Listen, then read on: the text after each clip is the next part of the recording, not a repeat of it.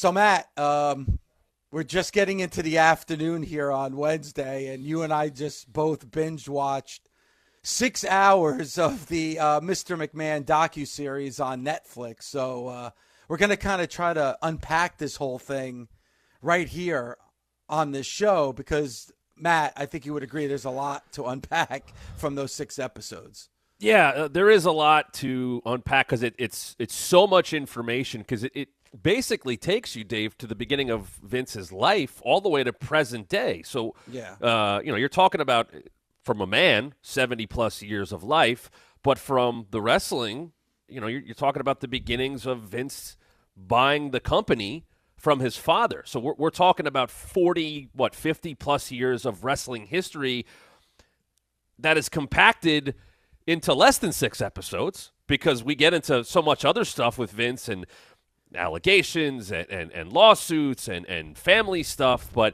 it's a lot crammed in. Now, to me, if you got up in the morning and watched this thing from the jump, you probably knew, what would you say, Dave, 75, 85% of the things that were mentioned? Maybe even more. I mean, there's a lot there. If you've been watching wrestling as long as you and I have, Matt, you've heard these stories. You know whether they were the myths or whether you knew they were concrete stories or whether you even followed them in real time. I think most of what was covered during the docuseries you probably already knew. And I get that because, look, I don't know how Netflix has looked upon this because they have Raw coming to their service in January, and that's a big deal. And, this documentary has been in the works for years with The Ringer and Bill Simmons and all that. And, I was around. The Bump Studio was down the hall from where they shot those Vince ones. Like, I saw people come in and out of the building for these things. And, the stories that came out, I think today from David Shoemaker and Bill Simmons of like, oh, yeah, he wouldn't show up for hours. Like, I would be right at the building next door doing, watching Raw or SmackDown Low, doing whatever it was. And, oh, yeah, Vince is down there doing these. And I'm like, what time is it? What's going on here? So, like, there is that nature that was brought up of, hey, this was really weird. And I tell people this all the time, and Dave, you would get this. You can't explain the wrestling business to someone accurately unless you're in it. And I don't say that like as some high and mighty thing. It's just stepping backstage and being in the circus and knowing how wild things are and how many things changes. And guess what? That was an environment that was created by Vince McMahon. Yes. He wanted to control everything, even down, Dave, to when he was doing the interviews for his own documentary, which was probably not helpful in the end. Yeah, and it's funny what you were just saying about people outside would never understand it. My wife, Violetta, who's not a wrestling fan, or I don't even know if she would even claim to be a wrestling fan right now, but she knew nothing about wrestling until she met me. She came in and out. I was watching this in my living room, and she kind of came in and out, and it was like impossible for her to follow because as you're watching this docuseries, you don't know what is personal life, what is real life, what's happening in the ring, what's being filmed for a Raw or a SmackDown, like, things that you would think, all right, that's real. Well, no, that's storyline related or that's a work or what's not. And then they're describing kayfabe. Like, unless you grew up a wrestling fan or have been a wrestling fan for a significant amount of time, I think by the time you get to season 2, you're confused of what the heck is going on here and the verbiage of what's real, what's not, what's scripted and what's unscripted. Well, it's funny you just say that because I'm thinking of like, they've done a documentary in-house. This is not in-house WWE. This is Netflix and Ringer and all that. They've done the history of WrestleMania. They've done the Monday Night Wars. They've done stuff on the Attitude Era. They've done stuff on Ruthless Aggression. Like, they crammed about 6 or 7 long, multi-episode documentaries into 6 episodes about Mr. McMahon. And It's a lot to throw in there and force in there. And if you're a wrestling fan, you're going to watch this. If you are aware of who Vince is, like anything on Netflix, they want to tell the story. I watch crime stuff on Netflix I have no idea about, but it catches my eye. They're doing that with this. They want you to go, what is this guy about? And here's this. And they can only do so much in that short period of time to cram it all in. And there were details that got left out of why stories happen or things like that. But, you do get Meltzer going, nah, it wasn't 93,000. And Vince is saying it and Bruce is saying it and all that. Like, you get those little tidbits. Do they matter in the big picture? Probably not. But it also, I think, Dave paints the picture of we're going to control the narrative. Yes. It's all a story. That's what you have to say. I think Shoemaker said or somebody else. If you're talking to a wrestler and you're not talking to the human, but even if you are sometimes, you don't take everything at face value. There is always an element of, I'm going to tell my story the way I want to tell my story because I'm going to put myself over and that is wrestling. That's always how wrestling is. It was even more so, Dave, back in the day when kayfabe mattered more. So even in a documentary format, I've heard those sound bites said before and other things. Like, everybody's got their story down. People know how to tell certain stories because that's what they've done for the last 30 or 40 years. So if those stories come through to a generic fan, a general fan, a casual fan, somebody who just knows about Vince, it's a wild story. To us, it's another day in pro wrestling. It's pretty funny in the fact that a lot of the people who are interviewed for this docuseries, Hogan, Stone Cold, The Undertaker, Cena, Cody Rhodes, it really runs the gamut of the entire era of Vince McMahon with the WWF, WWE.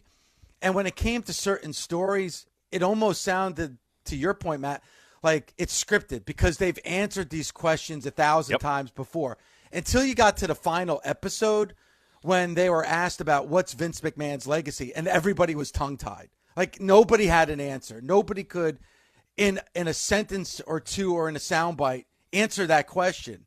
So it's amazing to me that everything that was talked about, they knew what they were saying. They knew how to unfold it. They knew how to describe it word for word. But then when it got to, hey, the guy that they've worked with for all these decades, what's his legacy? Nobody could answer that question because it's so complicated. I'm surprised so many got so tongue-tied or whatever. And once again, you have to remember this with a document. You don't know what got edited out. You don't know what didn't sound as juicy or not. And that's happened with Dark Side. That's happened with any documentary. If there's a story that they want to tell, they're going to get what they want out of it, and they're going to take stuff. And I'm not saying stuff was or wasn't taken out of context, but so many people, there was that whole montage of, he was a father figure. He was a father figure. He's a father. Sean said it. Taker said it. John Cena said it. If you've been a main eventer for multiple years in that company, you probably have a similar relationship with Vince in that way. And I know people that worked there, still work there, fired by Vince, released by Vince, brought back. There is still a feeling of, well, he made all this happen for me. I have all this money because of him. He presented me as a star.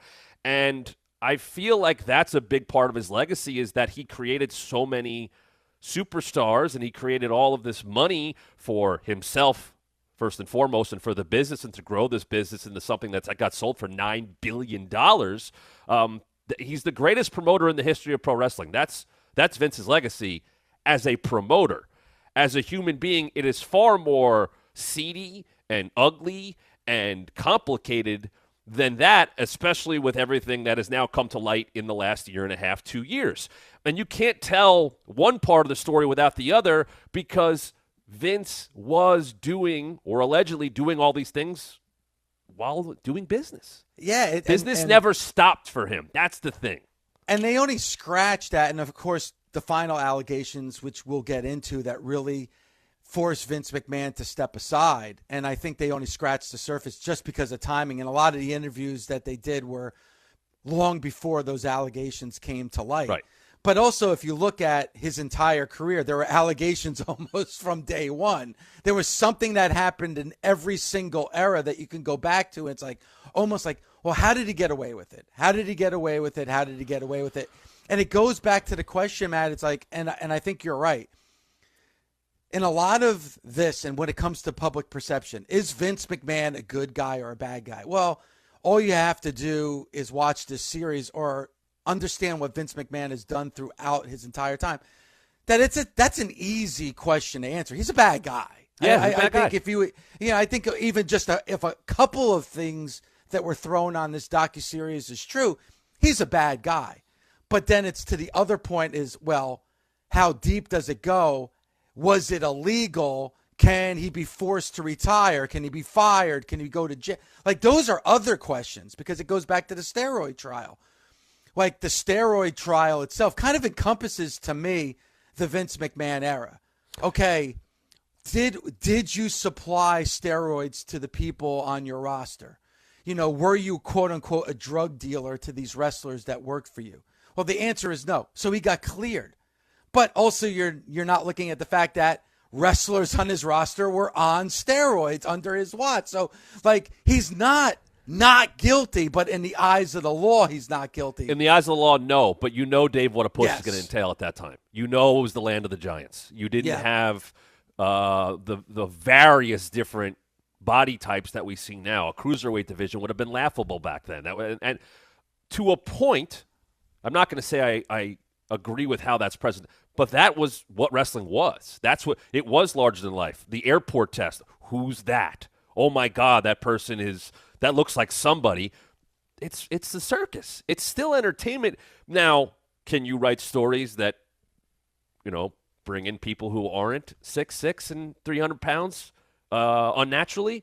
Yes, you could do that. We've learned that over the years. And right now, the company is more lucrative than ever, and not everybody looks the same. And obviously, it can be done. But back then, that was your in. And if you wanted to be in, and there were nowhere near as many checks and balances as there are now, whether it be drug testing or actual, company standards to things or people looking into things or quality of life. No, you're on the road all the time. How many old guys have talked about, I was on the road, 27 out of 31 days. And you do what you had to do to survive that. It wasn't healthy. That wasn't good. And the way the business was, which Vince created, is what made that all happen. So to your point, by the law, was he handing them the steroids? No. But if you wanted to be a guy, especially the guy in his company, yeah, you had to look a certain way, and steroids were going to do that. And I think the biggest thing is what you just said, and it's kind of the exclamation point on the whole docuseries, Matt, is about how successful the company is right now. Like, you would talk to former WWE employees or WWE wrestlers or current WWE wrestlers. You're going to have to pry this company out of his dead hands. Like, Hulk Hogan was asked point blank, could this company survive without him? No, he didn't think so. Mm-hmm. But here we are in 2024, Matt, coming off the heels of the greatest, most successful WrestleMania of all time. Right now, numbers-wise, financially, this might be the best time for the WWE. And Vince McMahon is not in charge. Right. He's not in charge. Look, the foundation of all of this, the foundation of pro wrestling was built by Vince McMahon. What pro wrestling is today, what it turned into. There were elements, obviously, from his dad and pro wrestling as a whole. It goes back way before Vince. But in terms of pro wrestling and sports entertainment, which to me are one and the same at this point in time, it was built by Vince, but it only went so far. That's the thing. I remember being, and I'll tell you some stuff here from when I was there. I remember being there the day that Vince basically said, "Here's my boss, Ari Emanuel." And wow. the story was very much, we hit a ceiling, and it did, for various reasons. Whether it be because Vince was at that point almost completely creatively bankrupt, whether it was the fact of, hey, we have people who know how to take this thing to the next level. I was there for Nick Khan. I know a lot of people don't like Nick Khan and what he's done to wrestling, and if they lost their job during his time. Nick Khan has been a positive for the overall growth of WWE and will continue to be. Why? Because he's not a wrestling guy. Because so many people who had gotten him to that level were in the wrestling bubble. And WWE has become more than a company that relies on what happens between those three rings. It's so much more than that now, and it's why they're making so much more money. They hit the ceiling with Vince at the helm, and now they have people who are looking at it and presenting it in such a bigger and different way. Yes, Vince built that foundation, but it's going to bigger places because he had hit a wall, whether it be because of age, whether it be because of his actions, whether it be because of his relationships, whether it be because of his inconsistent booking. Any of those things you can point to and go, they got as far as they were going to get with Vince.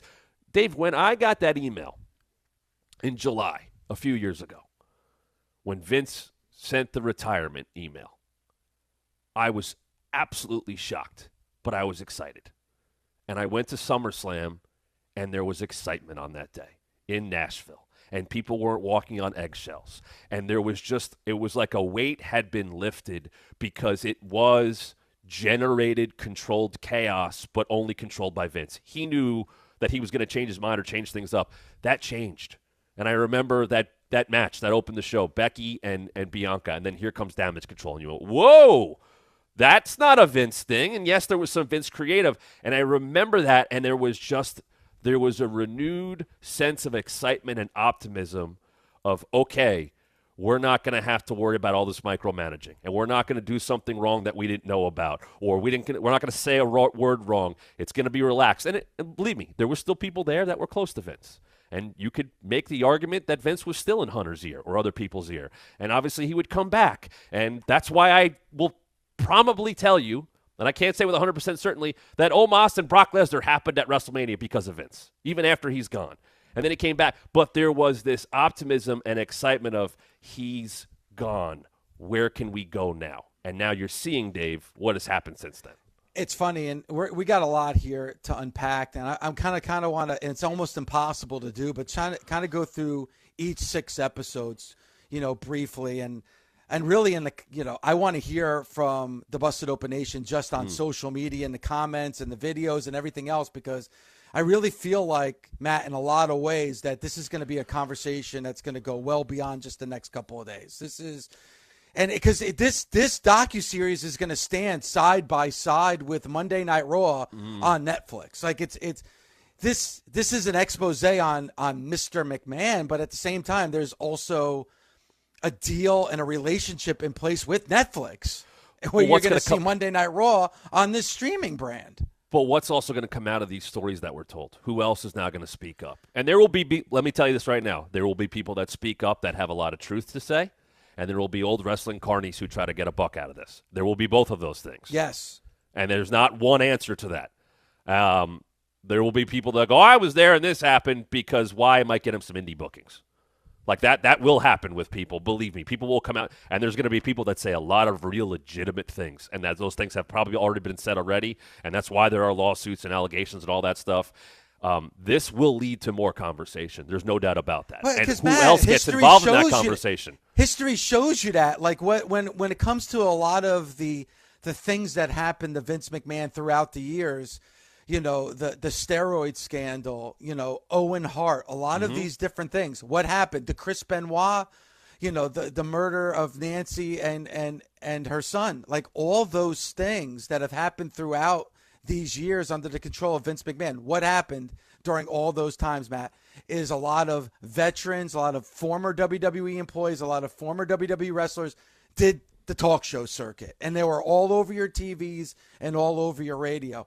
You don't think that's going to happen now? Oh, it's going to happen again. Of course it's it going is. to happen now. To like I said, though, but it'll be, you can't take everybody at their word.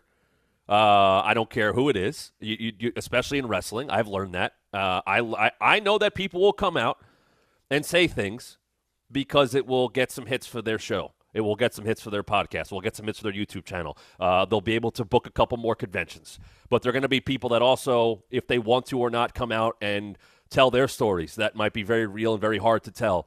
And, I think Making a Murderer was on Netflix.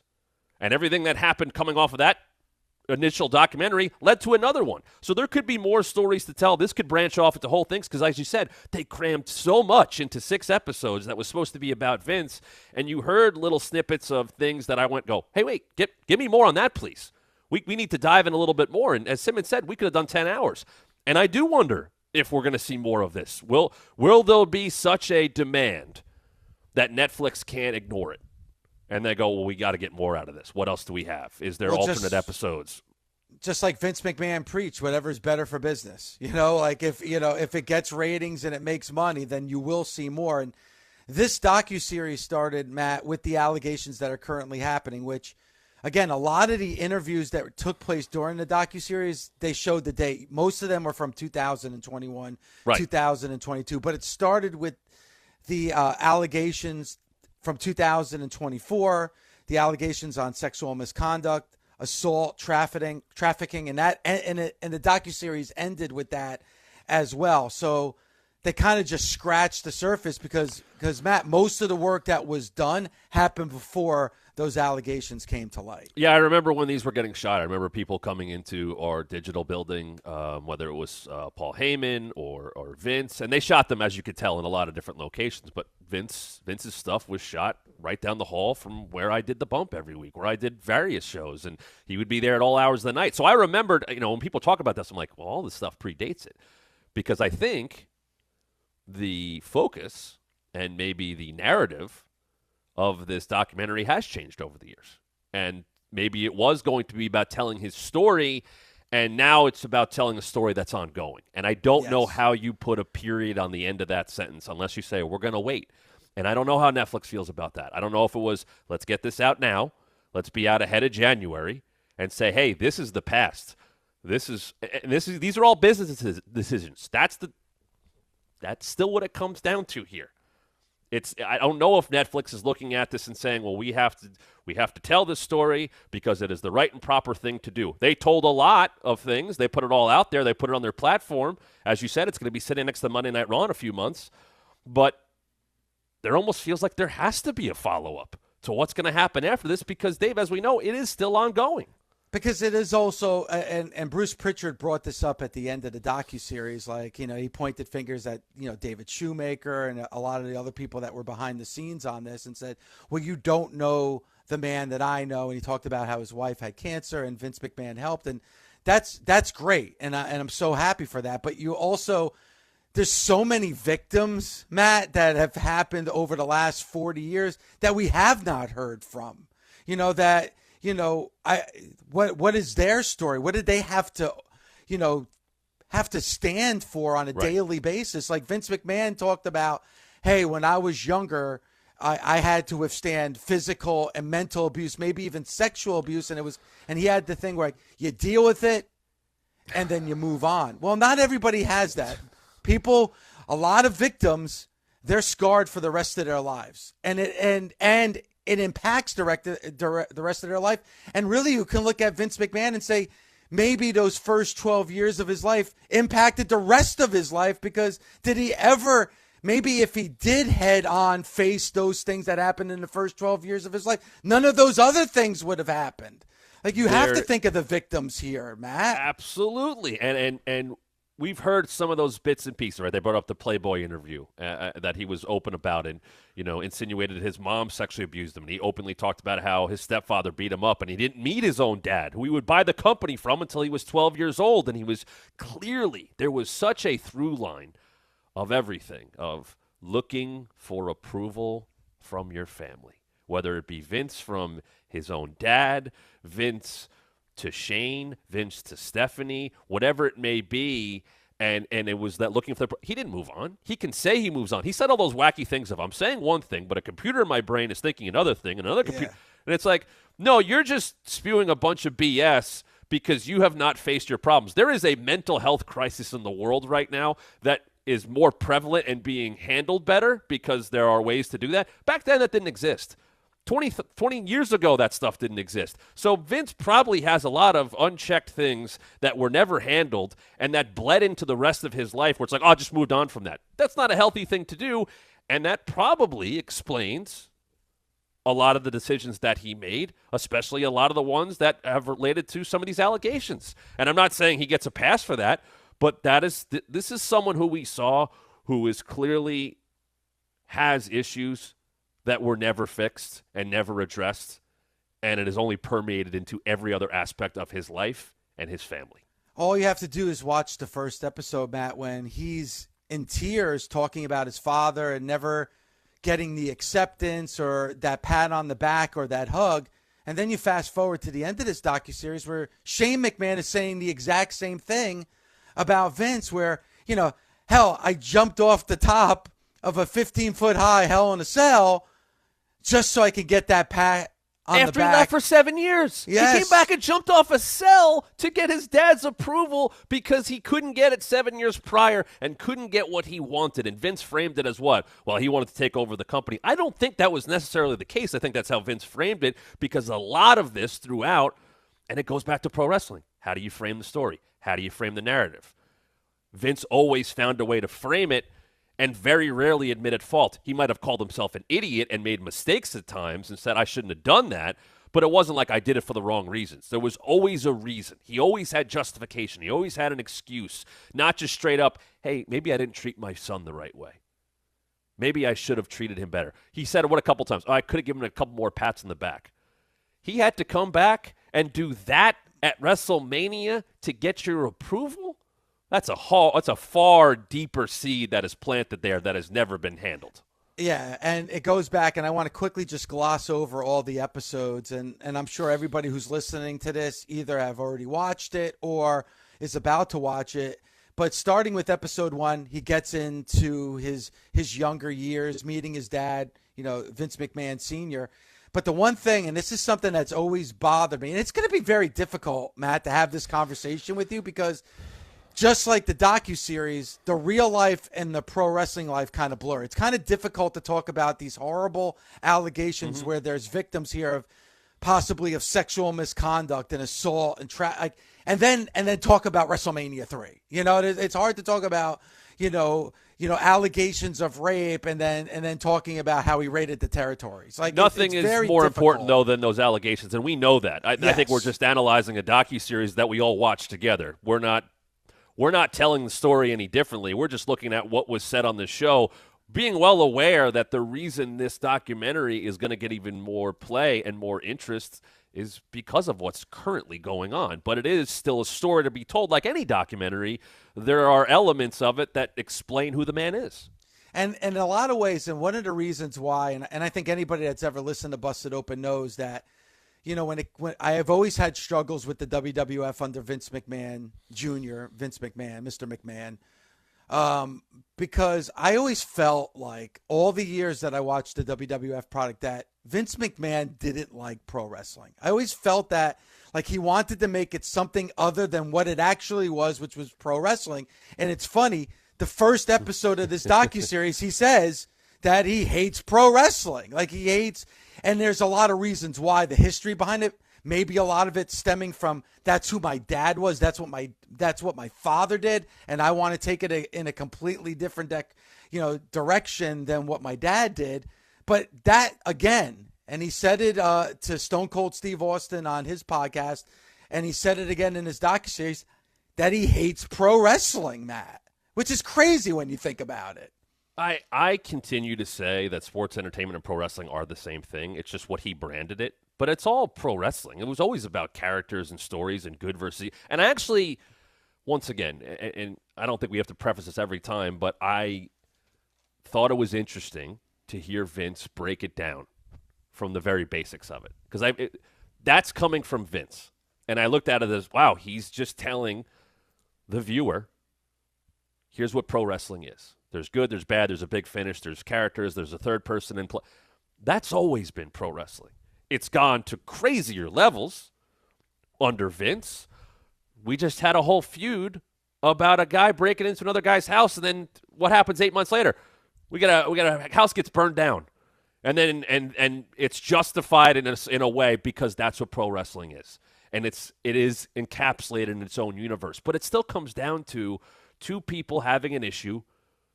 Maybe it's about a championship. Maybe it's about who's better. Maybe it goes deeper. Maybe it's about love or jealousy or anything like that. It's like any television show. You need protagonists. You need antagonists. You got to tell a story along the way. It happens to be settled sometimes in the ring, but it's also settled in a lot of different ways. Vince just made that a far bigger thing than what happens in the ring. But it's still pro wrestling. Vince does like pro wrestling. He just wants to put his stamp on it and branding on it. And the branding, Dave, of everybody getting their name changed along the way or being a Vince character started by Vince branding it sports entertainment. Yeah, and then in that first episode, it also explains about that there was the territory era and there was a gentleman's agreement with all the promoters that there was this invisible line that you did not cross because that would affect that person's business. So everybody kind of was in it together. They all wanted to make money, obviously, but they also knew that there were certain lines you did not cross. Dave, did you have a problem with what Vince did back then? As you look back on it now? A big problem. And the reason why, and it's strictly because of I love the territories because I fell in love with pro wrestling with the emergence of cable TV.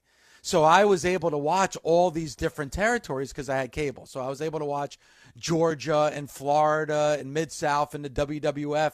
So to me, it's like, man, I got this wide variety of all these different things of my favorite thing. So, I had everything. It was just a wide variety. It's like having a menu in front of you. You have so many choices of things. And then eventually it's all going to become one thing. And that's eventually what did happen over time, is that all those choices and all those different things kind of just went away. And as I watched my favorite stars from different territories all go to the WWF and then become very different characters, extremely cartoonish, that bothered me as well. Yeah, I can see that. And I know, people said, the WCW fans from NWA, that they push back. I think Hogan's a great example of that. They pushed back against Hogan and WCW because there were those people that grasped onto that. But that would begin to die out. Now we know what wrestling is. And I think we've actually kind of come back around in a way where it's like, hey, WWE is still number one, far and above, but because they're so much bigger than wrestling now, we've now seen AEW pop up. We have seen TNA have a resurgence as of late because people want that again. And because there's so many ways to take it in, there is that element, not of the territories, because it's bigger than that, but that's coming back around. So those flavors that you loved back in the day now seem to be available once again. And the other thing, too, and they kind of brought it up, they touched it on a little bit, because it's funny how the WWE can change the narrative. With being the victors, you can completely change the story. What a lot of fans don't know, unless they lived in that era, was that when Vince McMahon first did go national and push national, it wasn't working. It was failing. Right. Like he took over Georgia Championship Wrestling in that time slot. It was a complete disaster. When he did go to other areas and put on shows, they weren't getting any kind of attendance. Nobody was going. That's when he realized, all right, I got to start stealing the big stars from all these, and that's what he did. And they told that story in the documentary, too. Yeah, all right, now wait, they don't like my product, so now I got to steal the top draws from all those territories. Now, we'll get back into how that kind of bit him in the ass, but he did do that. And even then, when he did that, it still wasn't working until Hogan blew up. And then once Hogan blew up, then it was a completely different story. That is a great example of what wrestling will always be. You need to have your stars. You need to present them as stars. It's different now because you can have multiple stars over different platforms and you can present them in different ways, where a Cody Rhodes might be a bigger cable star, but Rhea Ripley's a bigger TikTok star. And you have to find those things. But back then it was, who's the guy? Who's the superhero? Who's the people that who's the one person everybody's going to look up to, from kids to teenagers to adults? Who's going to sell the merch? That still exists in wrestling today. You need to have that. WWE has that right now with Cody Rhodes and Roman Reigns. They have that. Yep. It's a home run to have that, but you needed to have that marketable star. That's got to be the face of everything. And back then, when Vince figured out it was Hulk, Dave, that pretty much set the standard for how you ran a wrestling corporation or a wrestling business going forward. Find the guy, push the guy, let the money rake in. And it did. And a lot of things had to fall into place, and there was things that happened that maybe were even covered up quickly to make sure that was a success. Actually, the one thing I would have loved to have heard more about, Matt, and I don't know if we'll ever get the full story, but coming out of episode 1, I would really love to hear more about Gorilla Monsoon, because Gorilla Monsoon was supposed to be the next guy. He was promised that position by Vince McMahon Sr. It was his. And then Vince McMahon Jr. came in and took that opportunity away from him. But Gorilla Monsoon was supposed to continue the business once Vince McMahon Sr. was done. And Which would have been a New York territory, pretty much, I would assume. Yeah. I think it would be a completely different, for better or for worse, it would have been a completely different landscape than what we have right now. Who knows where it would have gone and how long it would have taken, because the natural evolution would have taken it national, and you want to get more eyeballs. And obviously with television growing and all that, Vince saw that. Vince has always been sometimes ahead of the game, sometimes a little behind the game when it comes to social media and things like that, but they're going to grab it. They're going to want their piece of it. And he saw it with cable television, and he saw it with Tuesday Night Titans, and he saw it with MTV. Hey, this is hot now. We got to get a piece of this. and it worked. Yeah, the gorilla thing's interesting. Maybe David was just not having enough people to talk about that, because I wonder about that, because I don't think a lot of those people are around anymore, unfortunately, and to get that story, and maybe it wasn't that important to the grand scheme of things, but, Gorilla did obviously stick around, and some of those guys had stakes in the company or were promised jobs or things like that. But, yeah, that is a big what if. There's a couple of those things that pop up of, well, what if Triple H did win that 96 King of the Ring? What if the curtain call never happened? There's a couple of those butterfly effect moments where you look back and go, holy hell, are we even having this conversation without a couple of these special things that happen? The steroid trial, the NWO, there's a lot of those that are very much like, if another decision was made, maybe pro wrestling doesn't exist today in the way it does. And there were a lot of different threats from that as well. Episode 2, we get into, WrestleMania 2, which by all means, was a failure compared to what happened the year before and what happened the year after that. But also, and I had forgotten about this, and when the docuseries brought it up, I remembered is when, the stories about Jesse Ventura trying to unionize the wrestlers. And, Hogan, who was your biggest star, ratted everybody out, went right to Vince McMahon because he was on top of the mountain. He wanted to make sure his place on the top of the mountain was secure. And then here are the wrestlers trying to unionize, which would have been better overall for the sport, overall future for each and every person in that company. And Hogan, and he admitted it, ratted out everybody in Jesse Ventura to Vince McMahon. Which is the first example of people fostering such a relationship with Vince that they do anything for him. How many times did Hogan say that? I don't agree with that. I did whatever he said. Undertaker has said that countless times. Shawn Michaels talked about that. Obviously, Hunter went through that. Austin went through that. There was a lot of that. Well, Vince said to do this. Vince is successful. I like being successful too. I'll just go along with that. And when I think you foster that kind of culture, all these other things and allegations and things that pop up that have been, whether they've been proven true or they're still being investigated, I think so many people are just happy with success that they go, whatever he says, I'll keep doing it. And they don't, either they turn a blind eye or they don't see it. And I'm not going to blame people for being around it when they didn't know, because you're not going to know everything that's going on. You just can't. And people should not be blamed for that. I think that happens far too often. But I think that was a great first example of Vince has given me success. I'll do whatever he says. And that became the standard, basically, Dave, I think, until he was out of the company. Yeah, and even at times when he was out of the company, how he still had Vince McMahon's back. The steroid trial, I think, is the next big thing that was brought up on episode 2 was the steroid trial. And there's a lot of layers to that steroid trial. And it's funny how the first episode, and even for a part of the second episode, Matt, Vince McMahon is talking about lie.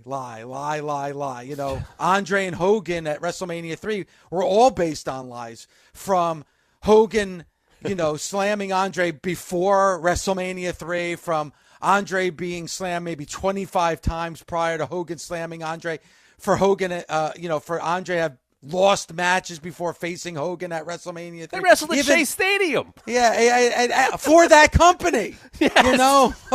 Less than 10 years before. And then even to, like you referenced before, the attendance at WrestleMania 3. All of it was lies. And Vince McMahon almost smiles about, hey, lie.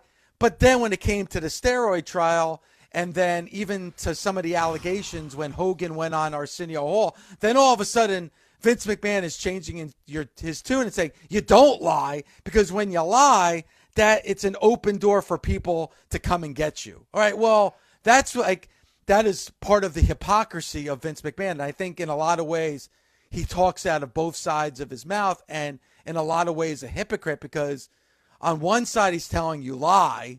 If you lie so much, people will believe you, and then saying, hey, but when it affects me, don't lie. But what is he saying lie to initially, right? His wrestling business. Lie about the fact that Hogan and Andre, they don't lie, they just don't talk about it. Well, we're going to present it as bigger. The internet didn't exist back then. We could talk about that. Where would they have found that out about? Did they watch a tape? No. Did they read it on the internet? Did they read it in the newspaper? No. And I've always been a big believer in that. It's the wrestling business. It's not real. You can say whatever you want because you're not trying to tell people it's real. So sure, Tell me the attendance is higher than it was.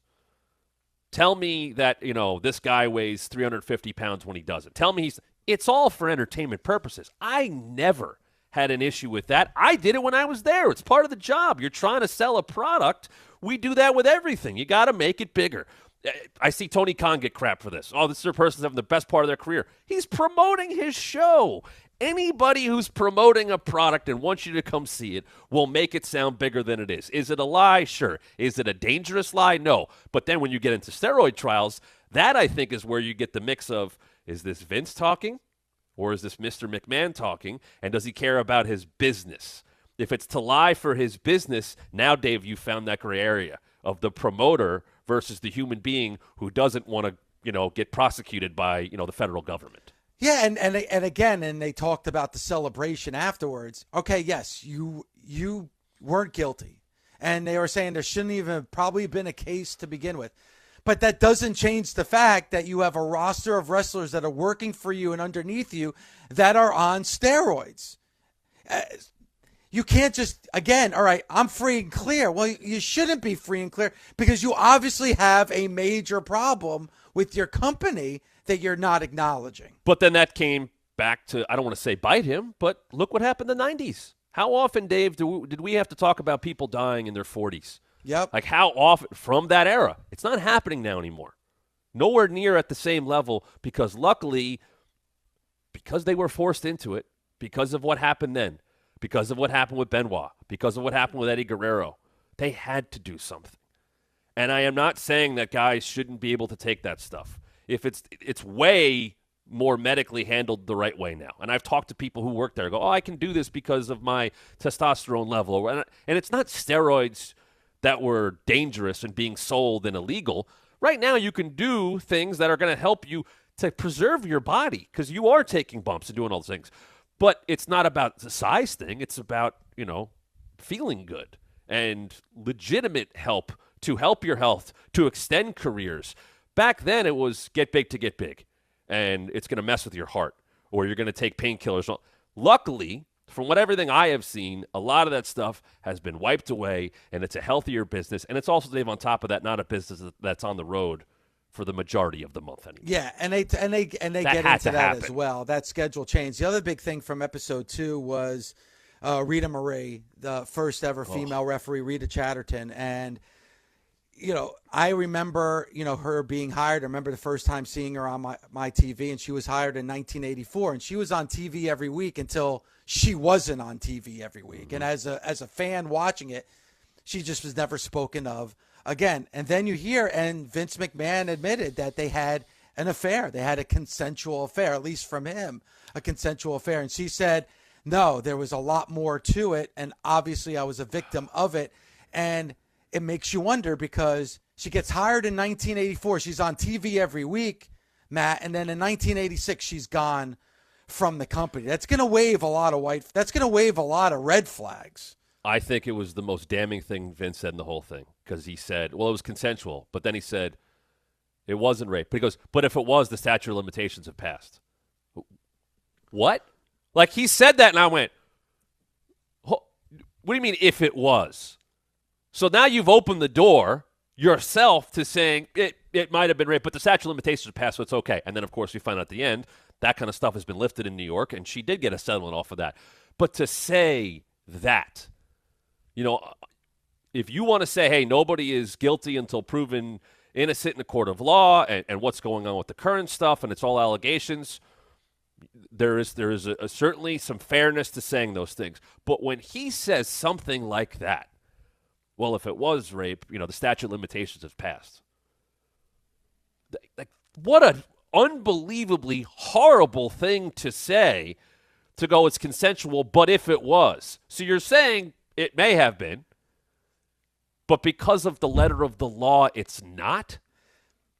This is not a legal conversation. This is about being a real human, actual being who is not a total piece of garbage. And Matt, and that's to me that what you just said is the foundation of this entire docuseries. Yes, that is what you just said. The complete foundation of every episode of this docuseries. And again, if there was the first female referee in the NFL, first female referee in the National Hockey League, first female umpire in Major League Baseball, and they were hired and they were doing games, and then all of a sudden they were gone, people would be like, well, what happened? Why is she gone? What exactly happened? But because it's pro wrestling, and people kind of put a blind eye to it because it's wrestling and they don't put as much credibility into wrestling, a lot of these things kind of get brushed right under the rug.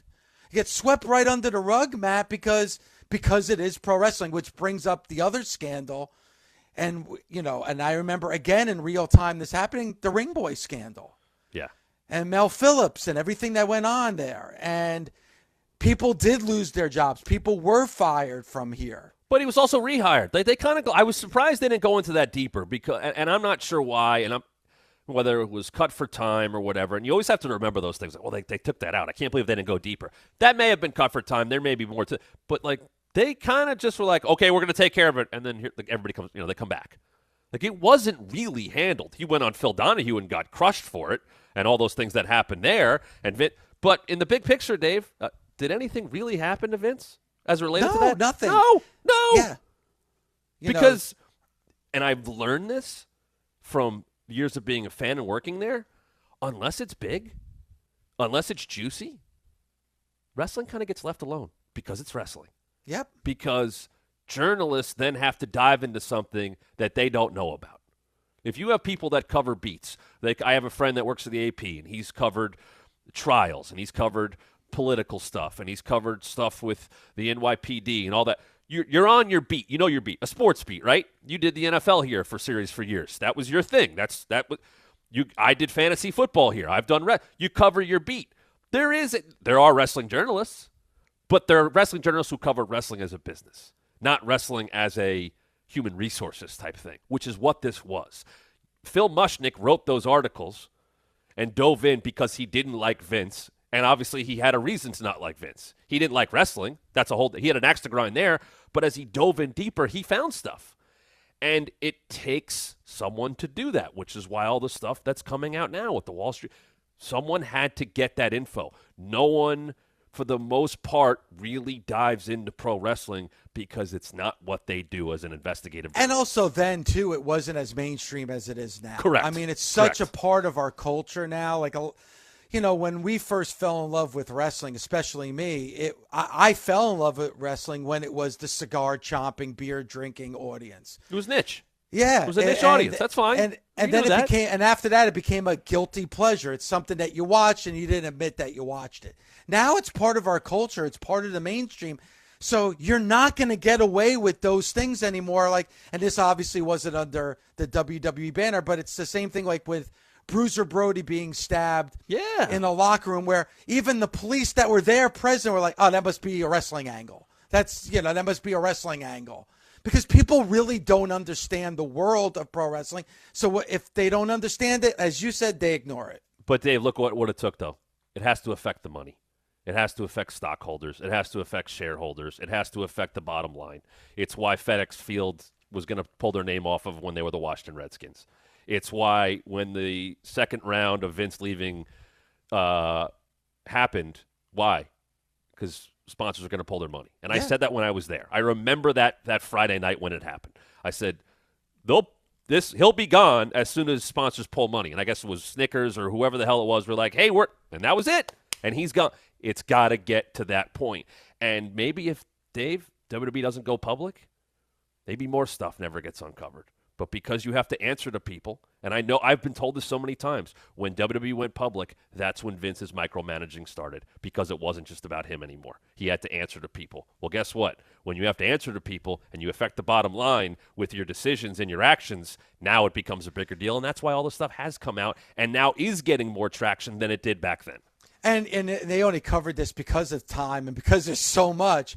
They only covered the Jimmy Superfly Snuka for 30 seconds, right? When that was basically just a mention. People don't realize in 1983, Jimmy Superfly Snuka was the most popular wrestler in the WWF, even more popular than their champion Bob Backlund. Without question, it was Jimmy Superfly Snuka.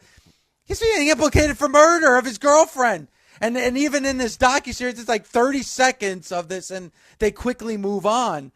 But even back then, it's like, and they were even asking, do you think he was behind it being kind of swept under the rug? Probably, but we don't know. We don't know definitely. And nobody looked into it. Nobody really looked deeply into it. Like that's a journalist's job to do that. It's not the public's job to do that. You don't, but that's the world that wrestling was in. And up until even in the 90s with steroid stuff, it wasn't what had to happen. Chris Benoit had to do what he did. That's when it came back in the mainstream. But other than that, no. It was in the mainstream because it was popular, and Stone Cold and Goldberg and Nitro and NWO. It was massive, but it was just celebrated. And I get it. It's a big deal. Think about Mark McGuire and Sammy Sosa around the same time. Yeah, we knew they were doing stuff. Nobody cared because it was fun. And honestly, probably pretty harmless. But when you dive a little bit deeper and realize, okay, maybe this was not good for them to be taking creatine or steroids or whatever it may be, and it's not good for the sanctity of the game, then it becomes a bigger deal. But it's also after the fact. When they were challenging each other, when they're challenging each other for who's going to have the most home runs, and they're beating every record, and Chicks dig the long ball, Dave. I still remember the commercial with Maddox and Glavine. It was just those guys hitting home runs, so they had to get jacked up, and it was okay because baseball was back, just like wrestling was back. And who cares if they're all juiced up? They look cool to watch on TV, and you just move on from it, and you just keep going, and you enjoy it. And people didn't care to go look into it. It's a lot different now that it is a bigger product and it is mainstream because you go, hey, wait a minute, why did that happen? Who is running the show? You can't hide anymore. That's the difference. Now, episode 3, things kind of change. And there's a couple of things that happened in episode 3, Matt. One, the first thing they talk about is Wendy Richter. And she was the WWF Women's Champion. And for those who didn't live watching the WWF in 1984, 1985, they may not realize this, but Wendy Richter was huge, almost as big as Hulk Hogan. Like, I don't think people realize how big Wendy Richter was. And then and then Vince McMahon is like, yeah, I don't really remember at that time, but yeah, we wanted to take the title off. And I'm thinking, yeah, you want to take the title off of her, like at the time when she's at her most popular, but Hulk Hogan held on to his title for another 6 years. You know, I'm sorry, but I'm going to scream bullshit on that one. It was because you weren't paying her. And she wanted more money, and she was putting up a stink because, you know, men in the opening contest, and she said this on our show on Busted Open, wrestlers in the opening contest were making more money than she was as the best women's wrestler at that time in the WWF. And then there was the New York Screwjob where they took the title off of her. And then he said something that I thought was very interesting, and this was a quote that he made during the docuseries. He says, "Nothing personal, this is business. And there's nothing I wouldn't do for our business." So right there, he's saying, you know what? It doesn't matter how much you're getting paid, how much you think you're worth. Business is business, and I will do anything. Literally, for business. but that's different coming from Vince. You can say that. That could be a cliche. I believe it because I don't think, as he said, you know, I'm never going to retire. You know, he said that from 3 years ago, but life is business to Vince. His business is more important than anything else. You know, his business is more important than his family. He put his family through that. He put people through. Wendy Richter was with Cyndi Lauper. That was a big part of WrestleMania. Yep. What happened? I don't need that anymore. You've been tossed aside. Brett talks about, you know, how he got 14 years. And when they get into the screw job, right? That's the next part. 14 years of doing everything. And then he just tossed me aside. And he screwed me in front of my own family or my own people or whatever. And you know, Undertaker, hey, can you keep – how many times did you see that in the Last Ride documentary? Come on, come back for one more. And he would do it. And he would do it because he felt there was this loyalty to Vince that I always felt, Dave, too often became a one-way street. Now, talking about that, then they get into WCW and Ted Turner getting into the pro wrestling business, and then you get a lot of the hypocrisy when it comes to Vince McMahon, at least on the business level. In episode 1, he talked about, with a smile on his face and saying, hey, that's America, stealing the top talent from every territory and going national. And then he was complaining about how Ted Turner did business. And he said, "You're stealing." And this is a quote, "You're stealing. That's not the way you do business." And here he is coming across as the victim. So something you had done 10 years earlier, you're now playing the victim card when somebody is doing the exact same thing that you did. It's the narrative. He wants the narrative to be a certain way. It's why the Monday Night Wars documentary, that was one of the first things that went on to the WWE documentary, to WWE Network, was a lot of BS. It was a lot of like, well, they took the ideas that were working. He even says that in the doc. Well, the stuff that we were doing, they just took. No, you weren't doing the NWO. No, you kind of ran out of steam with Razor Ramon and Diesel. No, he reinvented those guys. And he, as everybody mentioned in the doc, that wasn't Vince, he didn't get to turn Hogan heel. He could have, but the funny thing is where did that precipitate from, Dave? The fact that Hogan left and went to WCW. Even though Vince says it and Bruce says it, yeah, the people were kind of tired of Hulk at that point in time. It was kind of time to try something new. And they do with Warrior, and it doesn't work. So they go back to Hulk. And then at 8, they go back to Hulk, even though he's going to leave the company. And then he does leave the company. But then he comes back for WrestleMania 9. And what do? They go back to Hulk. It's Brett and Yoko in the main, and they go back to Hulk. And then he gets pissed when Hulk actually leaves. And then Hulk, 2 years later, becomes the biggest heel in the business because he had been a babyface for 10 years. Vince could have done that. Just like Vince could have turned John Cena heel at some point, and who knows what that would have done. But he didn't. And I think that is where he won't admit fault, Dave. And that is something that we saw so many times over. He may call himself an idiot. He might say things didn't go, but he won't admit fault. Ted Turner took people who were available and paid them money. It is exactly what AEW is able to do now. It's the most important thing for the wrestling business for those who make money off it. AEW is a financially competitive company, and that is good for wrestling, and that's what WCW was with Ted Turner's pocketbook. And it's funny, in episode 1, they're talking about, hey, in the territories, the local promoter would build up that talent, get that talent over, and then Vince McMahon would come in and swoop in and take that talent. And then I'm hearing Vince McMahon in episode 3 saying, yeah, I built these guys. I got the talent over. I built them, and then poof, they're gone. Again, the exact same thing you did. That's probably going to happen in the next couple of years with some people whose contracts come up in both companies. Yes. That's going to happen again. And you know what? Good. Go pay them. I'm happy to hear that people are getting paid right now from both companies because guess what? That's the world we live in. There are major TV contracts and there's money out there. And I don't know how they'll try to spin it now, but that's how it's going. If you are going to build this empire, there are going to be competitors. It is good for wrestling. It is good for the business, but that means you're going to have to pony up all of that money that you're making. You're going to have to pay those people. So he might not like that. Dave, I don't know. Do you know about tag teams at Vince? Do you know his philosophy on that? No. What's his philosophy? I got told this from somebody a few years ago that Vince never liked to go real strong with a tag team. You know why? Why? Because you're paying 2 instead of 1. You really had to prove yourself because if it's a match on your card, you're paying 4 people instead of 2 people. And that's just dollars and cents bottom line. And I think it's still to this day why tag team wrestling in WWE doesn't get pushed the same way. They have the money, but if, hey, I got to go pay people to go on the road and do this, well, that match cost me 4 times versus 2 times. And obviously salaries are different. Yeah. But they still want to have the money in their pocket when it comes down to it. How do I make the most money?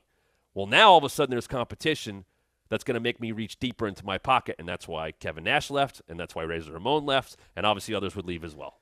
And then, of course, like you mentioned, Bret Hart having to leave as well because Vince McMahon just couldn't afford pay him anymore. And then that goes into episode 4 where Bret Hart does go to WCW, and then we get the Mr. McMahon character after the Montreal Screwjob. And then they talk about the building of the Attitude Era and, the emergence of Stone Cold Steve Austin. Again, if you look at a lot of these really characters and wrestlers, well, how many did Vince McMahon really build? We know he was behind the building of The Undertaker, but, Hulk Hogan, that was built by Vern Gagne. Hulk Hogan and Hulkamania was in the AWA. Stone Cold Steve Austin, he didn't think Stone Cold Steve Austin should ever have a microphone in his hand. But, a lot of these characters got on their own or other creative things as well. But it also, unfortunately, in episode 4 gets into Owen Hart and the Owen Hart tragedy of May 23rd, 99. And Matt, it was extremely, and there's been, there was a Dark Side of the Ring episode about this, but I think it really, more than any other time, brought me back to May 23rd, 1999, was during this docuseries when they centered it on the blood that was in the ring from Owen Hart. Like, it was like a punch in the gut watching episode 4 when they showed the blood stain in the ring, and Vince McMahon, even after that tragic accident with Owen Hart, decided that the card should go on and the show should go on. And there's actually the blood stain in the ring from Owen Hart. And then no remorse from Vince McMahon, where he said that, hey, the show must go on. If that was me and I was the person that fell, I would want the show to go on. Well, it wasn't you. And that person who did fall had a family. And all he cared about was that. Right there. I mean, all he cared about was that the fans didn't see it. So the fans didn't see it, so we could go on with the show. But they did see it. That's the thing. They didn't see it on pay-per-view, but the people that were in the Kemper Arena that night saw it. JR saw it. The King saw it. Everybody who worked there saw it. Jimmy Cordera saw it. Jeff Jarrett was best friends with Owen Hart. He has to cut that promo, which I hadn't seen in such a long time, and he has told this story in harrowing detail of the body going right past him as he's cutting that promo, and Deborah is crying, wearing no clothes. Like, that's the other part. Like, it's such a surreal moment of like, oh, she's being, I think Jeff even says the puppies. Like, he's cutting a promo and says she's something. In tears, crying as he's saying that. Like it's so ridiculous that then people had to go out and work after that. And I'm not going to tell you that any of that is an easy decision or figure out or what you have to do. But to then, all these years later, go, I was the right call. I don't have any regrets. What a piece of shit. What an absolute piece of shit. To all these years later, it would not have been hard at all, and it won't undo anything. But to just go, we were wrong on that night. I wouldn't have done that. And just, no, I have no regrets.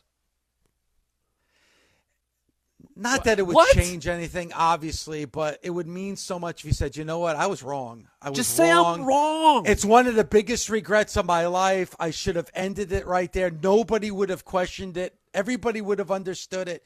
Somebody that we value so much. He can't even point to anything, Dave. No. He can't even point to, I was wrong. He can't even go, well, we did this, so this led to Who cares? You had a here. Here, I'll give you an example, and it's a stupid one. Beware of dog in your house. The lights go out. Guys got to wrestle in the dark. They come back 2 days later and do a pay-per-view. Yeah, they did it. They made it happen. They sold another pay-per-view off it. People wrestled again. Shawn Michaels and Bulldog had their match 2 days later. Why? Because they were forced to, Dave. You know what the problem was? They weren't forced to on that night.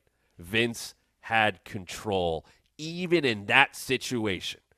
Even then, when someone who gave everything, whose family gave everything for his company, died in his ring because he was still in control and not Mother Nature like it wasn't then in your house, he kept the show going. And all these years later, couldn't even show remorse for it. And only found, it was okay because it wasn't our fault, because something was faulty. That's what then became the narrative at the end of that conversation with them. Well, that broke, so it wasn't our fault, so we won the lawsuit against them. That's what he cared about in the end. Yeah, it's not about how it happened. It's that it did happen, and you could have moved on and showed some kind of, I guess, human element of of himself, Matt. Like, show the human side of him, and and listen, which would have changed nothing about him current day. People would have gone, oh wow, like maybe it gets him one PR point for once, like a good piece of PR of, hey, Vince actually admitted that was wrong. Didn't happen. And that takes us to episode 5 when you talk about controlling the narrative.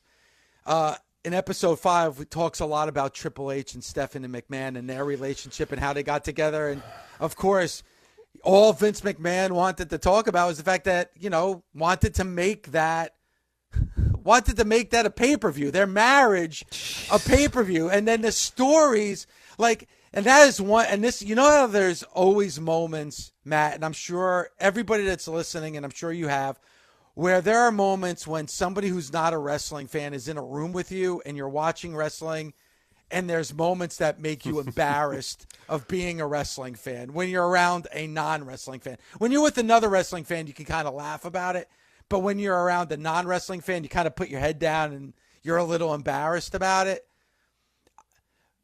My wife Violetta's in the room at this point where Stephanie McMahon is coming out and you have 20,000 fans chanting slut to Stephanie McMahon. And then you have Vince McMahon smiling and say, what business? And, turning to Triple H and giving the money rub with his fingers. It's like, wow. 20,000 fans are calling your daughter a slut. I don't care if that's storyline. I don't care if that's part of a character. I don't care what it is. Like any father that could turn around and say and think of money when their daughter is being called a slut, I don't know. Kind of different mindset that I would ever have. Because they're characters before family. That's why that episode's called Family Business. That's why we saw so much of, and that goes into the next episode, Shane trying to get that adulation, trying to get that appreciation. It goes back to his dad. It all stems from childhood trauma. I mean, that's as weird as it is to say, a lot of people have gone through childhood trauma. Vince's all just kind of came out in his life and his business, and he never addressed it. And then it goes into the possibility of incest angle, whether it would be with Shane or with Stephanie or who's going to impregnate her, to have a match with his daughter where he's choking her with a lead pipe. Like, I'm not a big intergender wrestling fan, but I get it when people do. That didn't make me want to buy that pay-per-view. That wasn't a money maker angle to me. I don't think anybody thinks of it that way. It doesn't age well at all. But that's Vince. It's business first because it's always business. Everything else is secondary, even his own family. And it's funny, like he talks about Linda McMahon. They talk about how they met and their relationship and their marriage. And he talks about the promises and how he didn't break any promises. Well, you're also talking about whether they're consensual or not, like affairs that happen throughout the years of employees of the company that you both work for. You both work for this company. And you're the heads of this company. Like, I don't care what businesses it is. The head of the company having affairs with people who work, and then them even showing that one person who had an affair went from a salary of $100,000 a year to $200,000 a year. So imagine, Matt, and you work there. Imagine you're an employee there. Obviously, I don't have to say imagine you work there. But imagine you're a female employee under Vince McMahon. You see somebody who had an affair with the boss that went from a salary of $100,000 to $200,000. What does that say for every single woman that works in that company? Like, they must be pulling their ass. That's what it's going to have to take for me to get a raise. Is that what it's going to have to take for me for my talents to be, to be seen and what I could possibly do for this company in a positive way? Look how the women were That's booked, what I'm Dave. going to have to do. Look how they were booked. I mean, just go by that alone. I say this all the time. The Attitude Era had some great stuff. It's got some god-awful stuff that ages terribly. Try watching it. Go back and try to watch a Raw from the Attitude Era. I dare you. Multiple times if you have a conscience. And believe me, I was, 13, 14, 15 years old at the time. I liked seeing girls not wearing a lot of clothes. I'm a teenager. I don't know any better. And I'm not saying that that's correct. And I also, as you get older, you learn these things. And I would never put it on a teenager to go, hey, you shouldn't have been watching that. And how dare you? But when someone is booking that and is making it part of the story, even though, the tanning salon thing, he didn't put that into a story. That was a thing. The fact that Vince put himself on television after all this stuff came out, and then Stephanie went out on that SmackDown. I worked there at the time. I was so appalled but what am I going to go? Hey, I don't think Stephanie should have been on tonight. And they're going to go, great. Get the hell out of here. Or, you're not going to go say it. But I read that and I go ugh. And I will tell you when that stuff happened. A lot of us were just like, are you kidding me right now? What are we doing here? What is this? Are we trying to galvanize the fan base to get behind Vince when he uses the catch then, now, forever together? That's all of us. No, it's not. It's you. I work here and it's not me. That's on you. I didn't do this shit. You did. A lot of people here who work here don't like the stuff that you have done or been alleged of or are doing. Do not tie us all into that. I don't have your back here. But that's what you want. That was the company narrative. That's how they push things. But some of the stuff, Dave, back then, you look back and go, what the hell were they doing? And I know it was, and you know what he kept saying? Well, it's a different time. It's a different time. It's a different time. Yeah, but you booked it. You weren't part of it. You booked it. You did. And some of those stories of your own family members. And then finally, episode 6, it gets more into Shane and Shane coming back. And as we talked earlier, trying to gain his dad's approval. You know, we get into all the allegations. Again, the sexual affair where an employee went from $100,000 to $200,000 a year salary, the $12 million to four different women that was uncovered.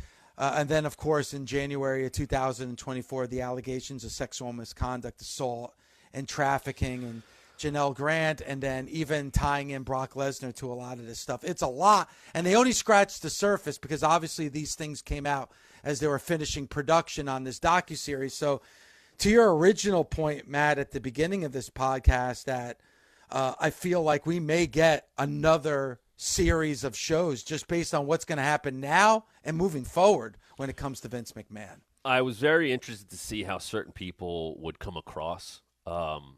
They didn't go as deep with some of the bigger names. Maybe one of the more damning things that was said and whatever was Austin saying he didn't believe in CTE, which is ridiculous because it does exist. But there wasn't as much of that. And to be fair, and who knows what or what did happen or didn't happen, and you know, if it's not their actions, I can't hold people accountable for actions that weren't theirs. But you know, they did. I thought it was fair to say, hey, these interviews took place before everything that came out. So you have The Rock talking about The Rock and talking about Hulk Hogan, and you have John Cena talking about just kind of his stuff. I was wondering if people would come across worse. Obviously, Bruce was re-interviewed. He called it a hit piece. He has personal beliefs of, you know, he has loyalty to Vince. And he talked about because of his wife. And Bruce got fired and got brought back, and he's been back ever since. He's been back since WrestleMania 35. He came back that winter. I understand when people have the philosophy of, hey, I judge people on how they treat me. And I know in wrestling, that's an all-encompassing phrase sometimes that glosses over that you're friends with people that do terrible things. And, well, they didn't do it, or I heard that. You can't say that about Vince. You can't say, well, he did all these great things. Yeah, but the stuff he has done or has been alleged to do, it overrides that. I don't care how much money he put in your pocket. When I was there, and like I said, when he retired in July a few years ago, I was happy he was gone because I had a conversation. Because what does he say, Dave? You don't retire, you die. Yeah. And I had a conversation with so many people that had been there, and I said, what's the contingency plan? What happens? I asked important people that question. Nobody ever had an answer. I said, he's going to die at Gorilla, right? Like, that's going to happen. Like, and I didn't say that as a joke. It's just like, that's Vince. He would probably tell you the same thing. And there was never an answer to that question. And then he was gone, and it was, okay, well, Hunter's taking over this, and Nick Khan's taking over this. And then Vince comes back, and then he's gone again. And when he was gone again the second time, I had said, everybody was like, this is gross. How long is this going to take? And I said, as soon as the money starts disappearing and sponsors pull out, that's when something will happen. And it did. I remember it happened during like a Joaquin Wilde match on SmackDown. It was some random like LWO match, and like the statement came out at like 8:20 on a Friday night because they weren't messing around anymore because there was more involved than just allegations. Now it's messing with the money of the company, and now we are seeing, Dave, that one person was only able to control so much and limit the company, and I'm now talking from a business standpoint, where the company could go. And now look where it's going, and it's bigger and better and making more money, and there's more mainstream to it. Vince always had to be in control. And when he loses control and he spirals, you get the comments and the statements that he's been making. And you get a fight to get back into power, and you get replacing board members, and his own family's voting against him. This story is not over yet. No. And it won't be over anytime soon. And whether it's The Ringer or Netflix or somebody else that follows up on this stuff, there will be a lot more story to tell. And it's not going to be good. No, and we'll be here for it to cover it for you. Matt, great having this conversation with you. I'm so glad that you're able to be a part of this. And I'm sure over the next few shows, when it comes to Busted Open, our live show, this is going to be a big topic of conversation. So for Matt Camp and for Dave LaGreca, we'll talk to you next time right here on the Busted Open podcast.